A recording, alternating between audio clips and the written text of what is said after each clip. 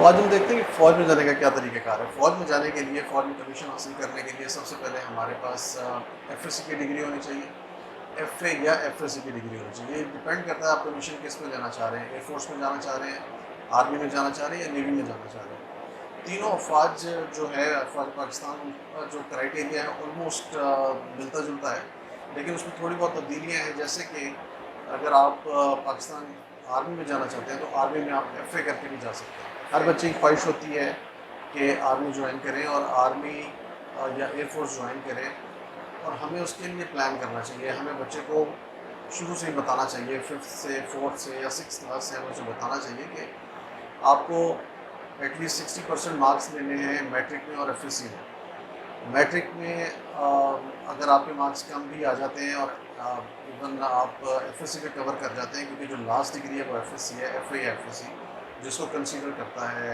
Army या air force. और अगर आपके 60% मार्क्स हैं, कुछ कंडीशन में 55% भी चल जाते हैं, वो आप उनकी वेबसाइट पे जाएं आर्मी की, और उसमें जो क्राइटेरिया देखें। मिसाल के तौर पे अगर आप आफ्टर ग्रेजुएशन अप्लाई कर रहे हैं तो ग्रेजुएशन के बाद अगर आपकी 55% भी है एफएससी में और आप ग्रेजुएशन में 60% या उससे अबव ले लेते हैं तो फिर आपका 55% 50% भी चल जाता है। तो हमें बच्चों को पहले से ही बता देना चाहिए कि आप आर्मी के लिए, एयरफोर्स के लिए, किसी भी कमीशन के इम्तहान के लिए तैयार होना शुरू हो जाए। उसके लिए उनको पहले से बताएं ताकि वो अपना जो है मोराल हाई रखें और 60% को अचीव करने की कोशिश करें। 70%, 65% लेने की कोशिश करें और आर्मी का जो कमीशन है या एयरफोर्स का जो कमीशन है उसको मिस ना करें। और जब हम देखते हैं कि फ़िज़िक्स, केमिस्ट्री, बायो या फिज़िक्स, केमिस्ट्री, मैथ के तालिब इल्म जो हैं या जनरल साइंस जो है, इवन कंप्यूटर के साथ जो मैथमेटिक्स है या फिज़िक्स का कॉम्बिनेशन है, ये तमाम स्टूडेंट्स जो हैं वो अप्लाई कर सकते हैं फोर्सेस के लिए। सिर्फ 60% का क्राइटेरिया है और उसका भी जो ऑल्टरनेट क्राइटेरिया वो मैं आपको बता चुका हूँ। तो इसके लिए इनिशियली ये पहला वो कमीशन है जो एफएससी के बाद हर बच्चा अवेल कर सकता है और हर बच्चे को अवेल करना चाहिए। ये हमारी ज़िम्मेदारी as a parents, as a teacher कि बच्चों को गाइड करें कि एटलीस्ट 60% मार्क्स लें ताकि आप इस कमीशन के लिए एलिजिबल हो जाएं। और जब बच्चा या बच्ची उस कमीशन की तैयारी शुरू करता है जो हमें फ़ौज में मिलता है, जैसे आप who is who and what is what एक बुक है, उसको पढ़ेंगे, आपको पता होगा दुनिया में क्या हो रहा है।